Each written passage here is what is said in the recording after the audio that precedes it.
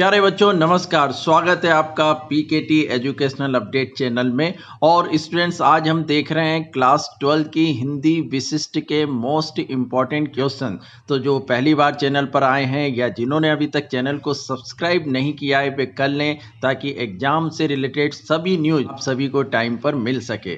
तो students, class 12 के exam offline होना है और इसके लिए मैं चाहता हूं कि आप लोग अच्छे से तैयारी कर लें। और जो हिंदी हमारी मातृभाषा है, हिंदी विशिष्ट, उसमें आप लोग सभी 90 से ऊपर नंबर लेकर आएँ। तो उसके लिए इंपॉर्टेंट क्वेश्चंस मैं यहाँ पर लेकर आया हूँ। प्रश्न बैंक तो आपने देख ही ली होगी, विमर्श पोर्टल वाली, वो भी आपको करना है, परंतु काफ़ी कोविड-19 के कारण आपके एग्ज़ाम डिले हो गए हैं और आप लोगों की प्रॉपर तैयारी नहीं हो पाई है। तो मैं यहाँ पर जो इम्पोर्टेंट बता रहा हूँ वो आप बहुत अच्छी तरीके से कर लीजिएगा कि आप बोर्ड एग्ज़ाम में सिंपली 90 से ऊपर नंबर हिंदी में लेकर आ सकें।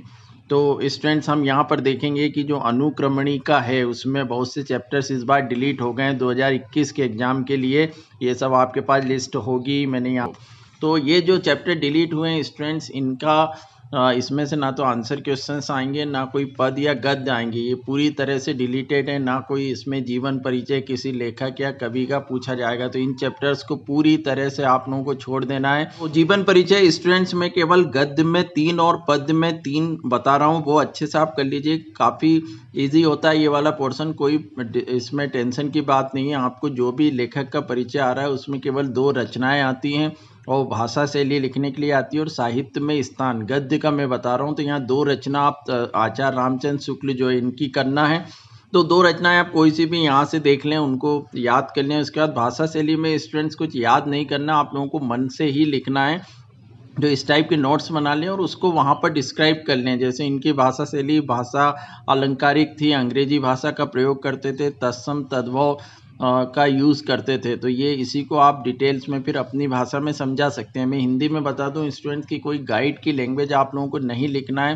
कॉपी चेक करने वाले टीचर जो हैं वो ये नहीं देखते कि आपने गाइड से लिखा, आप अपने मन से भी सही शब्दों का यूज़ करते हुए लिखोगे तो भी पूरे नंबर मिलेंगे। फिर साहित्य में स्थान स्टूडेंट देखें तो अच्छे निबंधकार और समालोचक थे, इस टाइप में आपको डिस्क्राइब कर देना है। निबंध काफ़ी लिखते थे आचार्य रामचंद्र शुक्ल, तो उनके बारे में आप पूरा बता दें। तो सबसे पहला चैप्टर जो भय है उसमें हम देखें तो गद्यांश लिखने के लिए आते हैं। तो ये वाला पैराग्राफ मोस्ट इम्पॉर्टेंट है, किसी आती हुई आपदा से उसी को भय कहते हैं। यहाँ तक में फिर इस चैप्टर में देखें तो पेज नंबर 20 पे पीछे दुख या आपत्ति से यहाँ तक ये वाला पार्ट इम्पॉर्टेंट है। फिर इसके बाद सीधे आंसर क्वेश्चंस पे आए स्टूडेंट, तो 2 नंबर के क्वेश्चंस आने इससे। तो अति लघुत्री में फर्स्ट, थर्ड, लघुत्री में फर्स्ट वाला, बस इतना करना है। इसके बाद फिर हम सेकंड चैप्टर पे आते हैं, वापसी। तो यहाँ उषा प्रियंवदा, इनका भी जीवन परिचय करना है। 3 मैं बता रहा हूँ, एक आचार्य रामचंद्र शुक्ल, दूसरा उषा प्रियंवदा, और अभी और एक तीसरे बताने जा रहा हूँ। इनकी 2 रचनाएं कोई सी भी आप यहाँ से अपनी मनपसंद याद कर लें। भाषा शैली में केवल ये लिखना है, संस्कृत खड़ी बोली का यूज़ करते थे।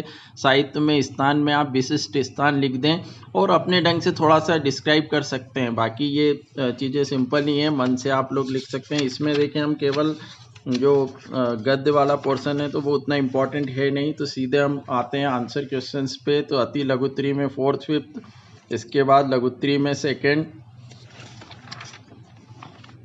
फिर 34 पेज पे 4th।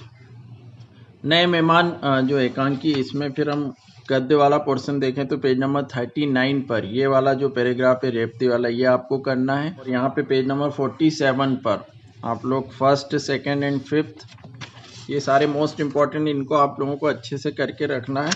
इसके बाद सीधे फिर आप आइए अध्यक्ष महोदय जो पार्ट है हमारा, उसमें शरद जोशी जो हैं, शरद जोशी, इनका भी आपको लेखक परिचय याद रखना। वही 2 रचनाएं कोई सी भी आप कर लीजिए। भाषा शैली इनकी लिखना सरल, सहज, हास परियास, क्योंकि ये व्यंग्यकार थे।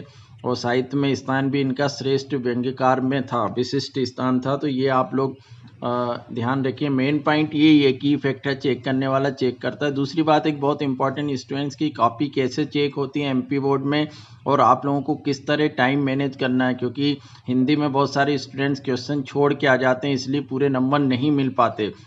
जो कॉपी में कैसे लिखना है या कॉपी कैसे चेक होती है, इसका वीडियो मैंने बनाया हुआ है, आप डिस्क्रिप्शन बॉक्स में देख लीजिएगा। तो आप लोगों को बहुत अच्छे से समझ में आ जाएगा कि कितने शब्दों में हमको आंसर्स को लिखना है। स्टूडेंट बहुत ज़्यादा लिखने के चक्कर में क्वेश्चन छोड़ के आ जाते हैं। तो जो शरद जोशी जी हैं, इनका आपको जीवन परिचय याद करना है। उसके बाद फिर सीधे आंसर क्वेश्चंस पे आए। इसमें पैराग्राफ क्वेश्चन ही है गद्य के लिए इम्पोर्टेंट। तो 53 पेज पे अति लघु उत्तरी में सेकंड थर्ड, उसके बाद फिर पीछे आप पेज नंबर 54 पे दीर्घ उत्तरी का सेकंड। इसमें कोई 3 या 2 विशेषता आपको लिखना है, केवल 2, अच्छे अध्यक्ष की 2 विशेषताएं बताइए। फिर नेक्स्ट चैप्टर पे हम आते हैं, तिमिर गे में किरण आचरण। इसमें स्टूडेंट पेज नंबर 58 पे ये वाला पैराग्राफ आप लोगों को करना है गद्यांश के लिए। इसके बाद इधर 59 पेज पे मोस्ट इम्पॉर्टेंट है, असल प्रकाश तो हमारे जीवन में छिपा हुआ है, सृजन का प्रकाश, ये वाला। इसके बाद आंसर क्वेश्चंस पे आए सीधे, तो 60 पेज पे अति लघुत्तरी में फर्स्ट सेकंड फोर्थ, इसके बाद लघुत्तरी में सेकंड वाला, ये आप लोगों को करना है। अगले तात्या टोपे वाले पार्ट में जो एकांकी है, उसमें स्टूडेंट अति लघुत्तरी में थर्ड वाला। इसके बाद फिर दीर्घ उत्तरी में आप मानसी के चरित्र की 3 या 2 विशेषताएं आपको करना है। ये 2 पूछेंगे क्योंकि 2 नंबर में आता है। इसके बाद यशोधरा, इस चैप्टर में आते हैं स्टूडेंट। तो इसमें गद्य के लिए आपको सबसे पहले 87 पेज पर ये वाला पैराग्राफ करना है, मानव के चिर सुख वाला, ये आप अच्छे से टिक कर लीजिएगा। उसके बाद 89 पेज पे आप नीचे की तरफ देखेंगे ये वाला पैराग्राफ, बुद्ध को एकाएक, और ये पीछे तक आप देख रहे हैं, यहाँ तक ये वाला पैराग्राफ गद्यांश के लिए करना है। अति लघुत्तरी में फर्स्ट एंड थर्ड, लघुत्तरी में सेकंड और थर्ड। बाकी 2 चैप्टर डिलीट हो चुके हैं। सीधे हम आते हैं गीता और स्वधर्म पर। इसमें फर्स्ट वाला पैराग्राफ बहुत इंपॉर्टेंट है गद्यांश के लिए। इसके बाद फिर हम सीधे आंसर क्वेश्चंस पे आए, तो अति लघुत्तरी में फर्स्ट फोर्थ फिफ्थ, इसके बाद लघुत्तरी में सेकंड एंड फोर्थ।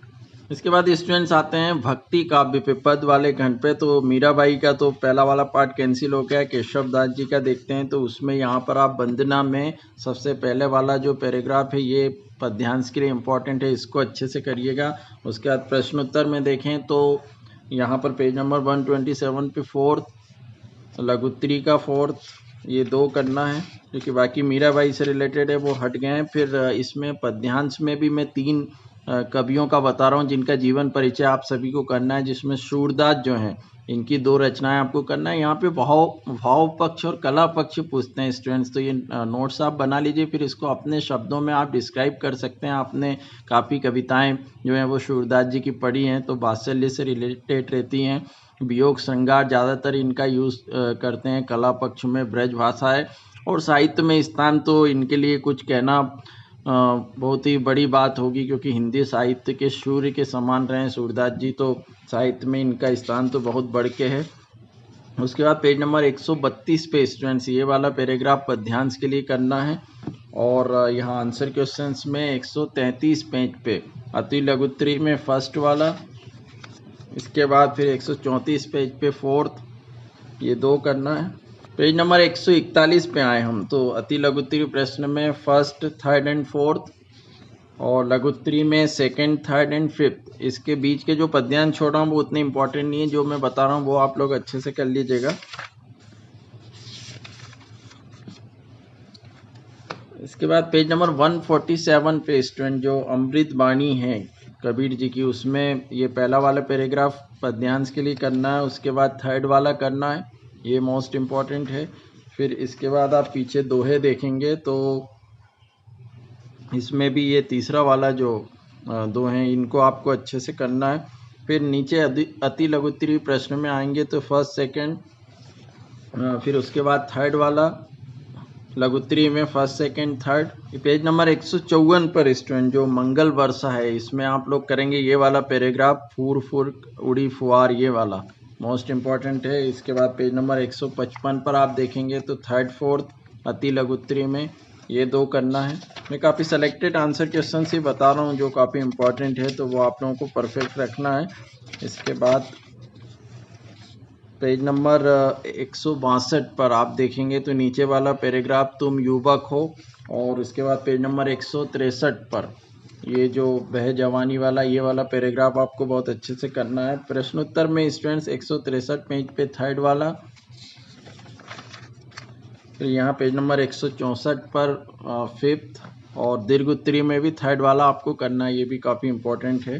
कवि परिचय में student Tulsidas ji most important है, इनको तो आपको करना है। सूरदास जी, तुलसीदास जी, इन दो में से किसी एक का आ ही जाता है तो इनकी भी दो रचनाएं कोई सी आप लोगों को कर लेना है। उसके बाद भाव पक्ष में आप मर्यादावादी कवि लिखेंगे और साहित्य में स्थान इनका अनमोल रत्न है। ये तो आप लोग बहुत कुछ लिख सकते हैं तुलसीदास जी के बारे में, इनकी क्या बड़ाई की जाए। कला पक्ष ब्रज तथा अवधि, इन्होंने ज़्यादातर अवधि भाषा का यूज़ किया है। तो ये आप साहित्य में स्थान में इतना हाईलाइट करके बाकी अपने मन से लिख सकते हैं। फिर आपको मैथिली शरण गुप्त जो है इनकी भी जीवन परिचय करना है, जिसमें दो रचनाएं। इनका जो भाव पक्ष है वो भारतीय संस्कृति और राम के भक्त रहे, इसके बारे में आपको समझाना है। कला पक्ष में खड़ी बोली, तत्सम शब्द का यूज, अलंकार छंद का किया इन्होंने, और साहित्य में स्थान इनको राष्ट्र कवि का दर्जा है। तो ये इतने पॉइंट बस आपको करना, बाकी पूरे करने की ज़रूरत नहीं है। फिर इसमें पद्यांश के लिए स्टूडेंट पेज नंबर 170 पर ये वाला जो पैराग्राफ है, कल जो हमारी सभ्यता, इसको करना है। अति लघुत्तरी प्रश्न में फर्स्ट सेकंड फोर्थ, लघुत्तरी में first and fourth. Page number 175 पर देखो मालिन मुझे ना तोड़ो, इस चैप्टर में इस पद्यांश में आपको ये वाला पैराग्राफ करना है। पद्य के लिए जब जग मुझे तोड़ने आता है, इस पूरे पैराग्राफ को करना है। उसके बाद फिर पीछे हम देखें पेज नंबर 176 पे, तो छोड़ देंगी मार्ग तेरा विघ्न बाधाएं सहम कर, ये वाला पार्ट पैराग्राफ के लिए करना है। प्रश्नोत्तर में देखें अति लघुत्तरी में सेकेंड थर्ड, लघुत्तरी में थर्ड, और इसके बाद फोर्थ वाला। फिर पेज नंबर 188 पे स्टूडेंट्स अति लघुत्तरी में थर्ड एंड फोर्थ, और इसके बाद पेज नंबर 189 में आप देखेंगे तो फोर्थ एंड फिफ्थ, ये दोनों इम्पोर्टेंट है, इनको करना है। फिर आते हैं सहायक वाचन पे, तो यहाँ पेज नंबर 195 पे स्टूडेंट देखें तो जो प्रश्नोत्तर है सहायक वाचन के, उसमें सेकेंड थर्ड।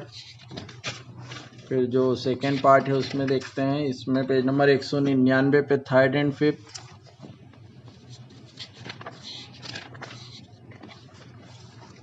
पेज नंबर 203 पर second and third. Page number 206 पे फोर्थ। पेज नंबर 211 पर जो ऊपर है फर्स्ट एंड फिफ्थ, ये दो करना है। पेज नंबर 215 पर स्टूडेंट्स फर्स्ट एंड थर्ड, और पेज नंबर 219 पर थर्ड। पेज नंबर 228 पे जो लास्ट वाला चैप्टर है सहायक वाचन का, उसमें फर्स्ट फिफ्थ एंड सिक्स्थ, ये तीन आप लोगों को करना है। इसके बाद जो निबंध और रूपरेखा आती है स्टूडेंट लिखने के लिए, 7 नंबर का निबंध है और रूपरेखा 3 नंबर की लिखना है। हमको हिंदी में कोई भी क्वेश्चन स्टूडेंट छोड़ के नहीं आना है, आप लोगों को पूरा अटेंड करना है। नंबर मिलेंगे, इसके लिए डिस्क्रिप्शन बॉक्स में आप मेरा वीडियो जरूर देख लें कि किस तरह लिखना है। तो निबंध और रूपरेखा दोनों मिलाकर स्टूडेंट कुछ टॉपिक में यहाँ पर दे रहा हूँ, केवल इतने आप लोग अच्छे से तैयार कर लीजिए। इनको एक बार पढ़ सकते हैं या याद भी कर सकते हैं, जिसमें पर्यावरण संरक्षण और वृक्षारोपण, विज्ञान के बढ़ते चरण, कोविड-19 के ऊपर इस बार आ सकता है निबंध, जीवन में खेलों का महत्व, स्वच्छ भारत अभियान, समाचार पत्र, जल संरक्षण, नारी का भारतीय समाज में स्थान और अनुशासन।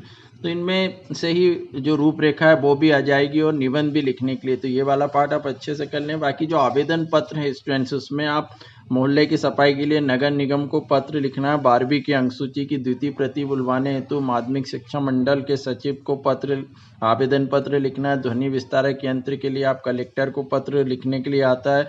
छात्रवृत्ति के लिए, उत्तर पुस्तिका मूल्यांकन के लिए भी किसी विषय की आप MP बोर्ड से जो है वो एप्लीकेशन कर सकते हैं। तो ये एप्लीकेशन वाला पार्ट हुआ और निबंध वाला पार्ट हुआ। इसके बाद स्टूडेंट्स अपठित गद्यांश आने हैं और ग्रामर आनी है। तो ग्रामर का पोर्शन काफ़ी बड़ा है, जिसमें आपको खुद कर लेना है। आपके पास गाइड होगी, अभी मैं काफ़ी वीडियो ये बड़ा हो जाएगा, मैं इतना समझा भी नहीं पाऊँगा, पर रस, अलंकार, छंद, और इसके बाद जो अशुद्ध वाक्य को शुद्ध करना, फिर प्रगतिवाद, प्रयोगवाद, इनके कवि, लेखक और इनकी विशेषताएं लिखने के लिए आती है। उसके बाद उपन्यास, नाटक, इसमें अंतर, एकांकी में अंतर, और काफ़ी इनके जो निबंध की परिभाषा, तो ये सब ग्रामर आपके उसमें मिल जाएगी। भारतेंदु युग और द्विवेदी युग, सभी के बारे में बुक में भी डिटेल में दिया हुआ है। तो इतना पोर्शन मेरा यहाँ पर करवा पाना संभव नहीं है। तो अभी मैंने टेक्स्ट बुक के जितने इंपॉर्टेंट पार्ट थे वो सभी आप लोगों को टिक लगा दिया है। यदि आप लोग कहेंगे तो फिर ग्रामर के लिए मैं अलग पोर्शन और लेकर आ जाऊँगा।